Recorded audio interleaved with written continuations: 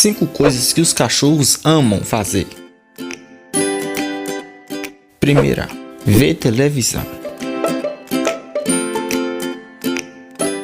Segunda coisa, fazer a cama. Terceira coisa, nadar é sinônimo de felicidade. Quarta coisa, amor pela música. Um bom doguinho gosta sim de uma música. Quinta coisa, um bom trabalho. O trabalho para eles não é uma coisa pesada, não é uma coisa que é braçal, é uma coisa que é divertida.